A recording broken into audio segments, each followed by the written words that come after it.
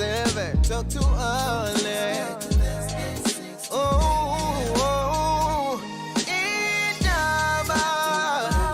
Talking my business isintu. Nazo zonke indaba zabasha. Indaba. This is Indaba on Gagasi. We have this show, Indaba Yomdavazo, iba khona njalo on air. But now siyaqhubeka because kune block party on air right now. So we have this conversation because ayiwazi ungabe ikhona. Ikhona kwi-app, ikhona ke na kwi-YouTube channel as well. Nginodokotela wethu Dr. Shabalala. Kunjani mshengu? Kunjani Alex, ngibingelele nomndeni wami Gagasi FM. Thank you. Doc, abalaleli they asked nababukeli ukuthi let's discuss this. Isikhathi esifudumele kuyashisa and siyajuluka. So indaba ye-hygiene izobe lokhu iqhamukile njalo.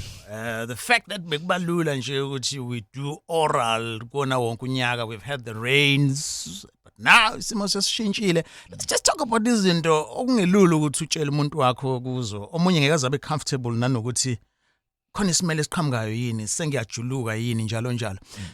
What do you recommend kulesi sikhathi we do ukuze si-enhance umdavazo, doc, whether i-out or umuntu wesifazane?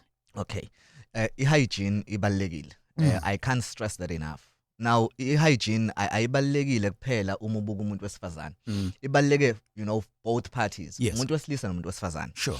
Ngoba remember, ezinye izinto ziyasivimba ukuthi ubudlelano bethu ubusimame budlondlobale ngezizathu nje sokuthi uma ngithi ngiyazama mhlawumbe ukunikeza cunnilingus which is oral sex, yes, ngithi mangehla ngiyalapha nezansi kuvele kuphume nje elinye nje iphunga yes, engaliqondi nami elivele libe yi-turn off. Yeah.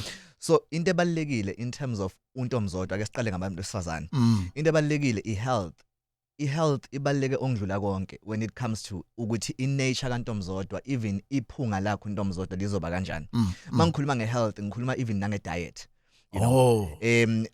okunye futhi okuvamise ukwenzeka, abantu besifazane abangakunakile ukuphuza kakhulu, ilento ekuthiwa excessive alcohol intake, ukuphuza kakhulu njengoba nje ku-December ngiyazi ukuthi abantu abaningi bavulelekile ngoba kunama block party Alex, besine beach fest nje kungekudala, which was a very successful event, I must say. But so in terms of alcohol iyenzani? I-alcohol inukisa kabi untomzodwa ngoba i-alcohol ishintsha i-pH kantomzodwa ukuthi untomzodwa angenwe izifo kalula. Okay. Even i-bacteria le ngaphakathi kuntomzodwa ivele i-thrive ngoba utshwala bucindezela even amasosha omzimba. Okay. Ucindezela ukuvikeleka komuntu and bulimaza nesibindi kutshwala. Okay. And isibindi sibaluleke kakhulu isibindi. All right, things ongazuyinake ezikhuluma ngendaba ye-hygiene. Udokotela ukhuluma ngendaba yokuhlanzeka, then nange seshoke nathi notshwala nakho kungenza yeah. And then shaving or not shaving too much, both males and ladies. Okay.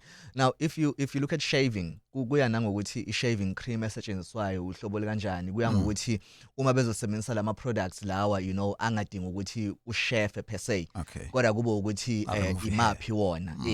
Nakhona futhi kumele abe approved, ukuze izinto zakho zihleleke in terms of ukuthi ungabi nenkinga ama complications or ama side effects azo lezi zinto ezisetshenziswa amakushefu. But ukushefa kona yes kuyake kwelekelele kwesinye isikhathi ngoba uma ushefile kuphefumuleka kalula in terms of isikhumba ke sengikhuluma ngesikhumba. But akusho lokho ukuthi abantu abangashefi ba amanuku. Into ebalekile ukugeza ugezisise. Yeah. Now uma ngizo-advise abantu besifazane ngokugeza untomzodwa, into evumelekile ukusondela untomzodwa amanzi, and amanzi azoba abandayo.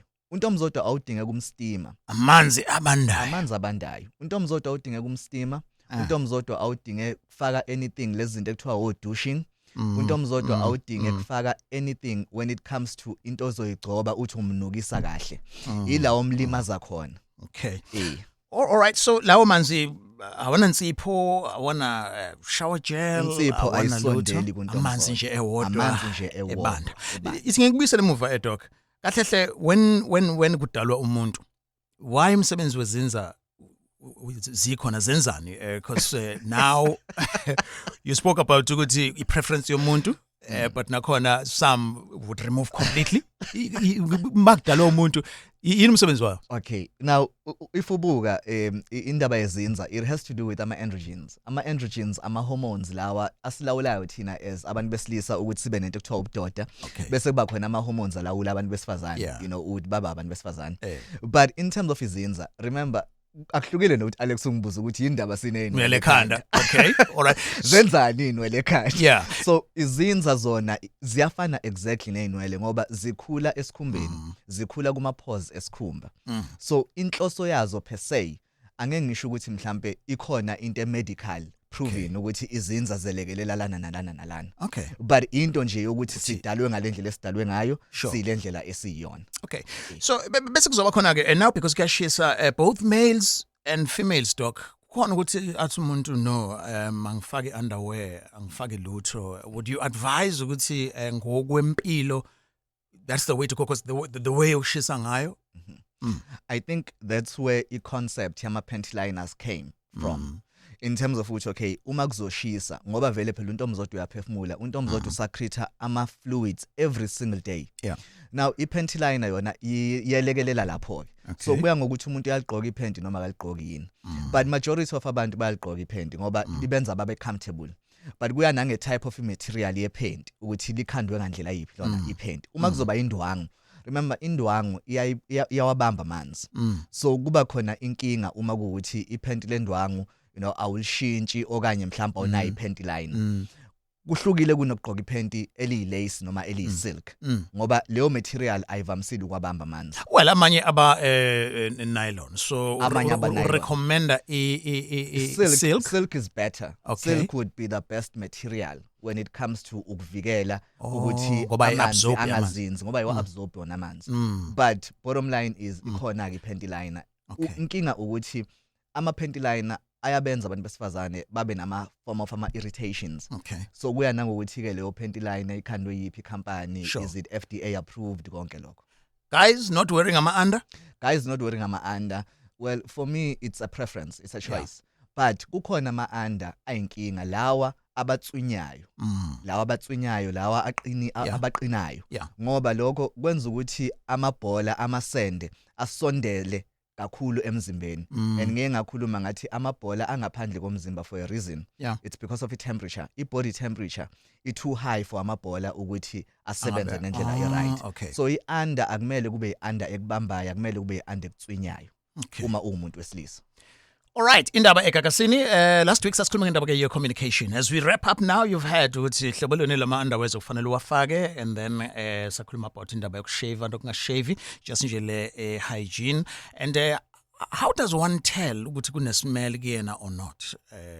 Why? Would you leave that to people ukuthi bakhulumisane ekutheni let's be comfortable and be open with each other?